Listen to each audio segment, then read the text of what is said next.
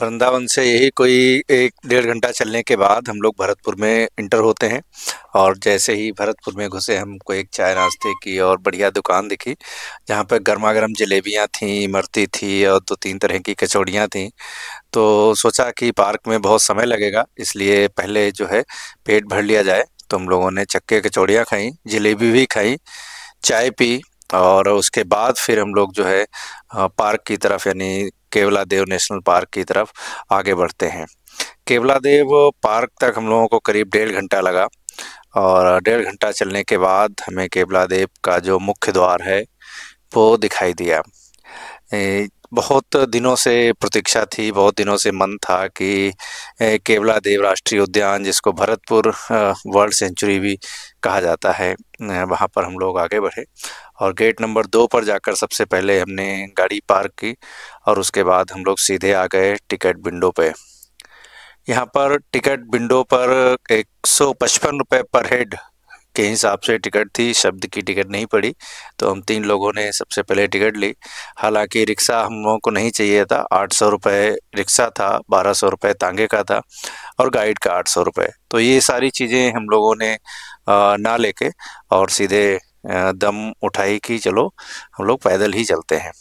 और यहाँ से जो ये एरिया है, ये अंदर यहाँ पर कैंटीन है केवला देव की, तो टॉयलेट्स हैं, तो यहाँ से आप फ़ारिग होके ही अंदर निकले तो यही उचित था। तो हम लोग फ़ारिग होके, और शब्द को तो वही है कि ज़रा सी जगह मिल जाए तो इनको खेलना शुरू हो जाता है। तो देखिए जैसे कैसे रेलिंग पर वो है जंप कर रहा है और खेलने लगा है।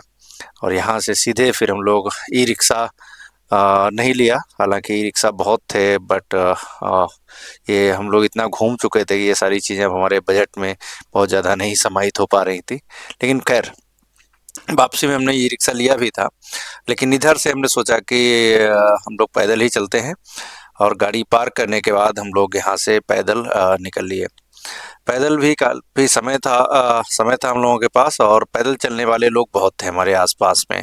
और सबसे अच्छी बात ये थी कि पैदल चल के हम ज़्यादा चीज़ों को एक्सप्लोर कर सकते हैं। कई बार हमने देखा है कि गाड़ी पे चलते-चलते आप बहुत सारी चीज़ें मिस कर देते हैं कि जब तक गाड़ी रुकती है तब तक जो है चीज़ें आपके ग्रिप से बाहर चली जाती हैं। और पक्षी का तो ऐसा है कि ज़रा सी आवाज़ हुई तो वो निकल लेते हैं।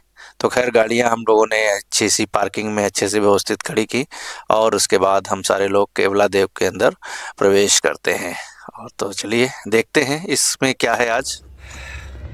तो इस समय हम लोग आ चुके हैं केवला देव जो पार्क है, भरतपुर का राष्ट्रीय उद्यान है, उसके रोड पर। और यहाँ जो दरें हैं वो काफ़ी ज़्यादा हैं। बहुत पहले यहाँ जो हमारे मित्र आए थे वो कह रहे थे कम थी। यहाँ पर 155 रुपये 155 रुपीज़ जो है एंट्री फ़ीस है। 60 रुपीज़ जो है यहाँ पर कार पार्किंग की है एक साइड में। इसके अतिरिक्त जो है अगर आप ई रिक्शा लेते हैं तो 800 रुपये है 2 घंटे का और 1200 रुपये 3 घंटे का है। 3 घंटे की ये ट्रिप है यहाँ पे। और इसके अलावा 800 रुपया जो है वो गाइड लेता है आपको, जिसको आपको अपने उस पर बैठा के ले चलना पड़ेगा। तो ये सारी चीज़ें हैं। बस केवला देव में एंट्री हो चुकी है और हम लोगों को सबसे पहला जो स्वागत किया वो मोर ने किया। सामने 2 बड़े सुंदर से मोर दिखे हम लोगों को यहाँ पे। और बहुत सामने भी यहाँ पर कई सारे जो पक्षी हैं वो हमें दिख रहे हैं। देखिए बड़ी टिलवाला सब देखो चिड़िया है वहाँ पर। और इस तरीके से हम लोग आगे बढ़ रहे हैं। अब देखते हैं आगे जो भी चीज़ें मिलेंगी वो इस ब्लॉग में, इस वीडियो में आपको दिखाने की कोशिश रहेगी। तो पार्क में प्रवेश करते ही सबसे पहले हमारा स्वागत किया बंदरों ने और ये हिरन ने। बारहसिंगा हिरन है, स्पॉटेड डियर भी इसको बोलते हैं। तो ये बहुत सारे थे और बिल्कुल हमारे पास थे, हमारी ग्रिप में थे और ये हमसे बिल्कुल घबरा नहीं रहे थे क्योंकि इनको हमसे किसी प्रकार का कोई खतरा नहीं था। यहाँ सामने एक मज़ार है और यहाँ पे बहुत सारे हिरन भी। हिरन तो हमें आगे बहुत सारे मिले और वापस में जब हम आए तो एक बारहसिंगा हिरन हमारे साथ में ही बैठा और बहुत देर तक हम लोग उसको खिलाते रहे। हाँ, वो हमारे हाथ से बिस्किट और सारी चीज़ें लेकर खाता रहा था। तो ये हिरन था खैर इसके अलावा लेकिन ये हिरणों के लिए प्रसिद्ध पार्क नहीं है। ये पार्क प्रसिद्ध है तरह-तरह की पक्षियों के लिए। और ये जो अभयारण्य है यानी ये जो जंगल है, इसका नाम केवलादेव महादेव मंदिर के नाम पर रखा गया था, क्योंकि यहाँ अंदर जाके एक केवलादेव मंदिर था। यहाँ भी एक मंदिर है, श्री सोलंकी बाबा हनुमान जी का मंदिर है, और यहाँ पर हम लोग करते हुए फिर आगे बढ़ते हैं। तो ये केवलादेव जो है महादेव मंदिर के नाम पर है, और जो कि पार्क के काफ़ी अंदर है। तो इसमें जो एक समय था, कहते हैं कि यह स्थान जो है भरतपुर के जो राजा महाराजा थे उनका शिकार गृह हुआ करता है, यानी वो लोग शिकार खेलने के लिए यहाँ आते थे। लेकिन अब यह जो जगह है पक्षियों का घर है, और यह सब हमारी प्रकृति के लिए एक बहुत बड़ी उपलब्धि है। सन 1971 में इस स्थान को वन्य जीव अभयारण्य घोषित कर दिया गया था। 1982 में इसे राष्ट्रीय उद्यान का भी दर्जा मिल गया, और 1985 में इसे यूनेस्को द्वारा विश्व धरोहर स्थल घोषित किया गया था। तो ये हमारे लिए बड़ा ही अद्भुत था। और यहाँ पे जो बच्चे देख रहे हैं, इन लोगों ने आज बहुत परेशान किया था। ये सब किसी स्कूल की ट्रिप थी, और घूमने आए थे। इन्होंने बहुत शोर किया, गाने बजाए, रील्स बनाई, तो मुझे बड़ा इस पे अच्छा नहीं लगा। क्योंकि यहाँ हजारों प्रजाति पक्षी एक साथ रहते हैं, कि जैसे उनका एक बड़ा सा परिवार हो, तो उनको हम एक्सप्लोर के लिए आगे बढ़ रहे थे, और ये वीडियो जो है मोबाइल से शब्द बना रहे थे, तो शब्द को भी इसमें काफ़ी इंटरेस्ट आता है। हम लोग करीब 7-8 किलोमीटर चलाए होंगे मेन गेट से 7-8 किलोमीटर चलकर आए हुए हैं, और इस दौरान बहुत सारे पक्षी देखे। और ये इसका जो एरिया है, ये बहुत बड़ा एरिया है। मतलब मुझे लग रहा है कि ख़त्म होने का नाम ही नहीं ले रहा है, और बहुत ज़माने बाद इतना हम लोग चले होंगे आज। तुम चलिए हो? तो बहुत दिन बाद हम लोग इतना चले हैं। तो खैर इस ब्लॉग में आपको हम बहुत तरह तरह के पक्षी जो है वो दिखा सकते हैं, और दिखाएंगे ही। पर जो है हिरन बड़ा फ्रेंडली थे, और बहुत ही अच्छे से हम लोगों को डर नहीं रहे थे बिल्कुल। तो हम लोगों ने इनको अभी तक तो बहुत दूर से देखा था, लेकिन इस ट्रिप में हम लोगों ने हिरनों को बहुत पास से देखा।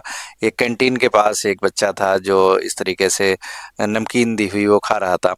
खैर ये जो यहाँ पर जो पक्षी विहार है, ये साइबेरियन सारस से लेकर पेंटेड स्टार्क और स्पूनबिल जैसे तमाम जो दुर्लभ पक्षी हैं, उनके लिए अधिक जाना जाता है। क्योंकि जंगल है, इसलिए तो हिरन तो घूमते ही रहेंगे, ऐसा कुछ अलग नहीं है।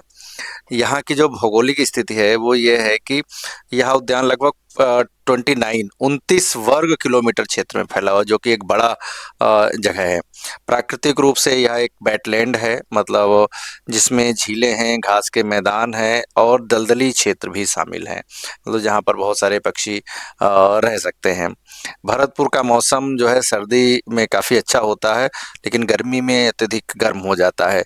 तो अक्टूबर से मार्च तक का जो समय होता है, सबसे बेस्ट समय माना जाता है इस पार्क में आने का, और यहाँ के जो मेहमान पक्षी हैं उनको देखने का, या जो यहाँ के स्थानीय पक्षी हैं उनको देखने का। देखिए कैसे ये हिरन जो हम लोगों को फ्रेंडली हो गया और हाथ से लेकर खा रहा है, और शायद हम सारे लोगों ने पहली बार हिरन को या इस तरीके से उसको टच किया था। तो ये जो है एक घुग्गू हमारे यहाँ बोला जाता है, ये ग्रीन कलर का है। तो ये बड़ा अद्भुत था कि छोटा-सा था एकदम ग्रीन कलर का, चूँकि बहुत ऊँचाई पे था। और यहाँ मंदिर के पास ही हम लोगों ने मोर देखे, पूरे अपनी सुंदरता के साथ मोर थे। और मैं आपको सच बताऊँ कि 1 सवा साल कैमरा लिए हुए मुझे हुआ।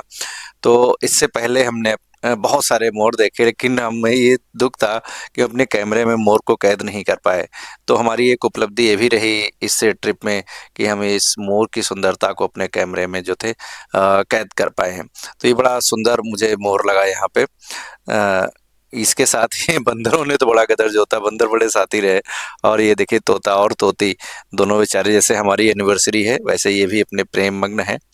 और उसके बाद में तो बहुत सारे जो पक्षी थे वो शुरू हो गई। जलकौवा कहते हैं हमारे यहाँ इसको, जो कि पानी में डूबा रहता है और अपने पंखों को सुखाने के लिए ये बाहर निकलता है और पंखों को फैलाकर बैठ जाता है।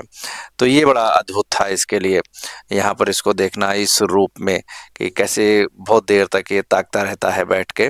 जो आप देख रहे हैं ये इसको लाल अंजन कहते हैं। पर्पल हेरोन के नाम से ये जाना जाता है। इसकी जो गर्दन है बड़ी सुंदर होती है और काफ़ी लंबी होती है। एक बगुले की प्रजाति का है ये, और 70 से 90 सेंटीमीटर अपने पंखों को ये फैला सकता है, जो कि 120 से 150 सेंटीमीटर तक हो सकते हैं। भूरे रंग का और वाइट स्पॉट के साथ होते हैं, इसलिए इसको लाल अंजन भी कहते हैं। इसकी गर्दन पर धारियाँ होती हैं, चोंच इसकी नुकीली होती है। लाल अंजन जो है अफ्रीका, यूरोप और एशिया के हिस्सों में पाया जाता है। भारत की दलदली झीलों में और वेटलैंड में इसको देखा जा सकता है। ये सिट्राइल बैक्टेल चिड़िया है। ये छोटी सी और सुंदर चमकीले पंखों वाली चिड़िया होती है, जो कि भारत सहित एशिया और यूरोप के कई हिस्सों में इसको देखा जा सकता है। इसकी पूंछ पतली लंबी होती है और इसको ये लगातार हिलाती रहती है। ये आर्द्रभूमि यानी वेटलैंड, झीलों और घास के मैदानों, नदी के किनारे इत्यादि पाई जाती है। तो इसको देखना बड़ा सुंदर रहा और ये बहुत देर तक हम लोगों के साथ बैठी रही और दूर से हम लोग इसको निहारते रहे। और अब था हमारे सामने इस ट्रिप का सबसे सुंदर नज़ारा, द ग्रेट वाइट पेलिकन। ये हमने पहली बार देखे थे और वो भी इतनी संख्या में देखे थे। बाद में पता चला कि ये सब झुंड में ही रहते हैं। ग्रेट वाइट पेलिकन जो है, इसको रोजी पेलिकन भी कहा जाता है। ये दुनिया के सबसे बड़े उड़ने वाले जल पक्षियों में से एक, यानी बहुत बड़े इनका आकार होता है। यह पक्षी अपनी विशाल चोंच, बड़े शरीर और सामूहिक शिकार करने की विशेषता के लिए जाना है, यानी सामूहिक रूप से ये शिकार करता है। इसकी उत्पत्ति जो है यूरोप, एशिया और अफ्रीका के देशों में मानी जाती है। इसकी जो लंबाई है वो 140 से 180 सेंटीमीटर तक, यानी 55 से 70 इंच तक की मानी जा सकती है। इसके पंखों का जो फैलाव है वो 226 से 360 सेंटीमीटर तक का हो जाता है और 5 से 15 किलोग्राम तक की इनका वजन होता है। इनकी जो रंग है वो सफ़ेद शरीर है, गुलाबी या हल्के पीले रंग की झलक होती है और काले उड़ने वाले पंख भी होते हैं थोड़ा सा। चोंच बड़ी पीली और निचला हिस्सा एक लचीले गले की थैली से युक्त होता है, यानी इसकी चोंच के नीचे एक थैली जैसी होती है जिसमें ये पानी वगैरह भर लेते हैं। मुख्य रूप से झीलों और दलदली तटीय क्षेत्रों में ये देखे जा सकते हैं। खान के रूप में जो है, खान पान के रूप में इनका जो प्रिय भोजन है मछलियां हैं, लेकिन कभी कभी ये छोटे उभयचर और भी अन्य चीज़ें खा लेते हैं। ये जो इनकी शिकार करने की विशेषता है वो सामूहिक रूप से मछलियों के झुंड को जो है ये घेर लेते हैं और उनको अपने गले की थैली में फंसाकर फिर ये खाते रहते हैं।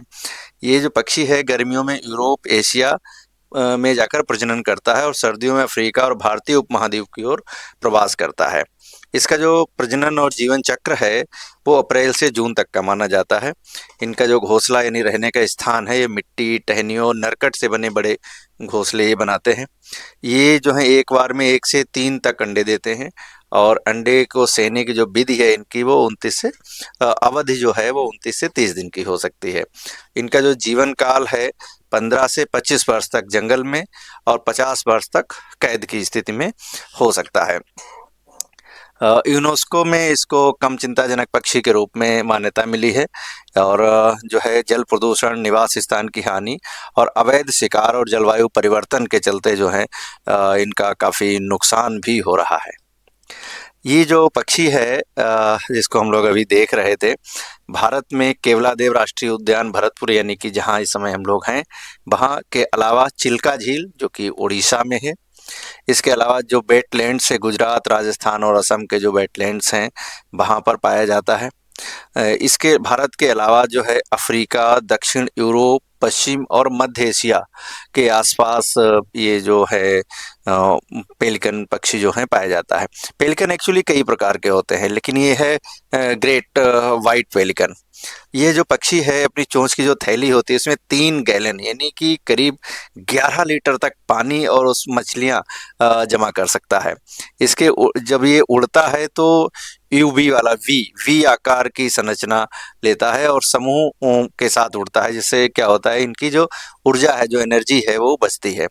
और ये जो जैसा कि हम देख रहे हैं अभी वीडियो, बार बार ये चोंचे अंदर ले जा रहे हैं और उसको भर के ला रहे हैं, यानी क्या करते हैं चारों तरफ से मछलियों को घेर लेते हैं, उनको एकदम कैद कर लेते हैं। हाँ, और समूह में आकर ये क्या कहते हैं शिकार करते हैं। ग्रेट वाइट पेलिकन जो है अपनी विशेषता के लिए तो जाना ही जाता है, बल्कि इसकी जो सामूहिक शिकार और तकनीकी है इसके अलावा सुंदर उड़ान इसे अद्वितीय बनाती है, यानी इनका जो उड़ने का जो ढंग है वो बहुत सुंदर है। अभी आप देखेंगे इस वीडियो में कुछ एक शॉट मिला है जहाँ पर ये उड़ रहे थे, क्योंकि यहाँ पर इस दौरान बहुत सारे लोग आ गए थे, देसी विदेशी कम से कम सैकड़ों लोग चारों तरफ से, और बड़े बड़े कैमरे और अपने जो तकनीकी यंत्र थे उनके माध्यम से इनका दीदार कर रहे थे। और चूंकि ये दूर थे, एक दूरबीन के ऊपर रख के देखिए इसकी उड़ान देखिए कैसे उड़ते जा रहे हैं। तो जो है ये जो है भारत के वेटलैंड्स और पक्षी अभयारण्यों में इसको आसानी से देखा जा सकता है, और ख़ास करके सर्दियों में। तो अगर आपको ये पेलिकन देखना है तो बहुत कम समय बचा है इसको देखने के लिए, और इसको आप भरतपुर में जाकर देख सकते हैं। ठीक है, तो इसके अलावा भी हम लोगों ने बहुत सारी बर्ड्स देखी, बहुत सारी चीज़ें देखी, जो आपको अभी इसमें वीडियो में हम आगे दिखाएंगे। मतलब बहुत सारी जानकारियाँ तो नहीं दे सकते हैं, लेकिन हाँ, बहुत सारी ऐसी चीज़ें हैं, बगुले थे और तरह-तरह की चीज़ें थीं, जो मैं आपको इस वीडियो में दिखाऊँगा। जैसे ये वाले बगुले भी यहाँ आकर्षण का अच्छा केंद्र थे। तो चलिए आगे के जो पक्षी हैं और तमाम सारी चीज़ें हैं, उनको एक मध्यम संगीत के साथ देखते हैं।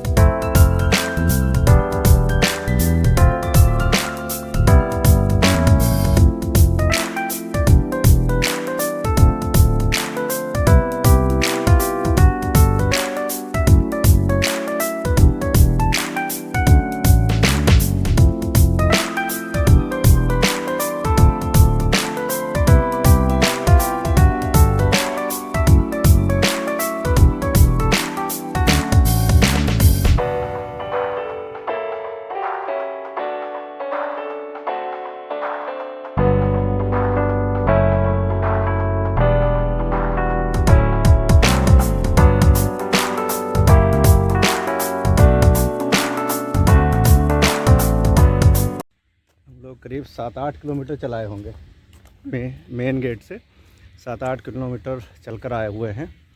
और इस दौरान बहुत सारे पक्षी देखे। और ये इसका जो एरिया है ये बहुत बड़ा एरिया है, मतलब मुझे लग रहा है कि ख़त्म होने का नाम ही नहीं ले रहा है। और बहुत ज़माने बाद इतना हम लोग चले होंगे आज। तुम चली हो? तो बहुत दिन बाद हम लोग इतना चले हैं। अभी केवला देव में हम लोग जो हैं एक जो मेन रोड है उससे एक साइड रोड पे मुड़ गए हैं। और साइड रोड के दोनों तरफ इतना बड़ा साम्राज्य है वेटलैंड का, इतना बड़ा वेटलैंड है ये कि दूर दूर तक जहाँ तक नज़र जा रही है केवल पानी पानी, पक्षी पक्षी और कुछ नहीं दिखाई जा रहा, पानी और पक्षी हैं। तो मित्रों ये था केवला देव पार्क का सफ़र। हालांकि अभी इधर मेन रोड से 1 किलोमीटर और है जहाँ पर मंदिर है, तो मंदिर जाने का अब कोई इरादा है नहीं। काफ़ी कुछ चल रही हैं आज पैदल इन पक्षियों को आप सबको दिखाने के लिए। और ये साइड रोड पे चल रहे हैं और हमारे सामने एक बहुत बड़ा सा बगुला बैठा हुआ है, मुझे नाम नहीं पता वो क्या है। तो कुछ और चलें इरादा भी है। तो कुल मिला के अभी 5-6 किलोमीटर पैदल चल के जो है हमें गेट तक पहुंचना है। और गेट के बाद में जो है हमारी लोगों की कल एनिवर्सरी थी, तो एनिवर्सरी में हम इनको पक्षी दिखा रहे हैं और कुछ नहीं दिया है ना कुछ लिया है। तो अब सीधे यहाँ से इनको हम दिखाएंगे जाके प्रेम का जो प्रतीक है, सिंबल है, यानी ताजमहल। अगर समय से पहुँच गए आज तो ताजमहल दिखाएंगे। रुकने की देखते हैं क्या व्यवस्था है, रुक गए तो ठीक और नहीं तो वहीं से टाटा बाय बाय, रात में सीधे बरेली। और ये ब्लॉग आपको 2-1 दिन में देखने को अवश्य मिलेगा। तो केवला देव का ये बड़ी सुंदर नज़ारे और दुनिया भर के पक्षी हैं और दुनिया भर से लोग यहाँ पर आए हुए हैं देखने के लिए। मुझे लग रहा था स्कूल के एक बच्चों की ट्रिप थी, उनको अगर छोड़ दिया जाए तो यहाँ विदेशी लोग ज़्यादा भ्रमण करते हम लोगों को दिखे हैं, इंडियंस कम दिखे। और जो इंडियंस दिखे भी उनको बहुत कम थे जिनको पक्षियों की नॉलेज हो या पक्षियों को वो देखना चाहते हों। वो सिर्फ रील बना रहे थे और उसके साथ में मतलब आवाज़ें बहुत कर रहे थे, गाने तक बजा रहे थे। तो ये चीज़ें मतलब अच्छी नहीं हैं थोड़ा सा। तो खैर कुल मिला के आप ज़रूर बताइएगा कमेंट बॉक्स में तो हम लोगों की एनिवर्सरी पर ये ब्लॉग कैसा रहा केवला देव का, तो ज़रूर बताइएगा। और तो ये केवला देव में वापसी पर जो है कैंटीन है गेट से करीब 1.5-2 किलोमीटर पे। वापसी में यहाँ रुके हैं, काफ़ी थक चुके हैं चलते चलते। बहुत दिनों बाद आज 8-10 किलोमीटर चले होंगे। तो थोड़ा यहाँ पर कोल्ड ड्रिंक और हल्का सा कुछ चिप्स वगैरह एनर्जी लेते हुए और इसके बाद वापस अब गेट की तरफ चलेंगे।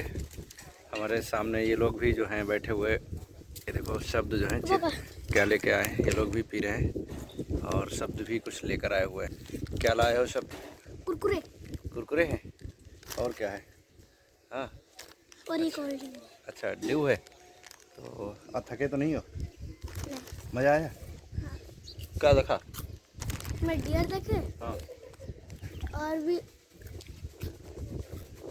देखा। पेल्किन देखी, पेल्किन देखी, पिकॉक देखी है ना, डक्स देखी बहुत टाइप की है ना, सारस देखे कई टाइप के, सारस बड़ी चोंच वाले। तो ये सारी चीज़ें थी। अब वापस गेट की तरफ जा रहे हैं और यहाँ से अगला पड़ाव हमारा जो है वो आगरा है और आगरा से सीधे बरेली। तो साथियों जो केवला देव पार्क है वो एक्चुअली में कई 5-7 किलोमीटर की रेंज में एक रोड है, उससे फैला हुआ वेटलैंड है एक्चुअली। थोड़ी देर चलने के बाद में फिर गेट से करीब 2-3 किलोमीटर चलने के बाद में एक वेटलैंड पड़ता है। और वेटलैंड के में बहुत सारे पक्षी हैं, विदेशी हैं, ऑस्ट्रेलियन डक्स हैं, चाइनीज़ डक्स हैं और हंस की कई सारी प्रजातियां हैं। और अभी हम लोगों ने बहुत सारी इस तरीके की चीज़ें देखी हैं और कुछ कॉमन पक्षी हैं, लेकिन मुझे लग रहा है कि जो विदेशी पक्षी हैं वो यहाँ पर इस समय ज़्यादा हैं और पूरा वेटलैंड पक्षियों से भरा पड़ा है। ये बड़ा ही खूबसूरत रहा आज इसको देखना, वेटलैंड को। तो जिस तरीके इतना जगह में फैला हुआ पक्षियों का ये जो साम्राज्य है, ये बड़ा ही खूबसूरत रहा, सच में बहुत खूबसूरत रहा। तो यहाँ से आना चाहिए हम लोगों को। हम लोग तो यहाँ बरेली से आए हैं। बरेली से हम लोग पहले वृंदावन मथुरा होते हुए, और वृंदावन से आज सुबह यहाँ पर आए। 1 घंटे की रास्ता है वृंदावन से यहाँ पे। यहाँ आगरा जो है एयरपोर्ट है सबसे पास में, ट्रेन रेलवे की लाइन भी है, भरतपुर तक रेलवे से आ सकते हैं, और क्या कहते हैं एयरपोर्ट से भी आ सकते हैं, और बाई कार भी आ सकते हैं। यहाँ पर 155 रुपये पर हेड शुल्क है एंट्री, गाड़ी का 60 रुपये है पार्किंग का, और इसके अलावा जो है अगर आप यहाँ पर रिक्शा करते हैं तो करीब 800 रुपये रिक्शे का है, गाइड का 800 रुपये है, 3 घंटे की एक ट्रिप का 1200 रुपये है। तो ये रेट्स हैं। तो हालांकि हम लोगों ने ऐसा कुछ नहीं किया था, तो हम लोग अपने आप से ही आए और पैदल आए हैं। तो पैदल का अपना एक आनंद है, अपना एक मज़ा है।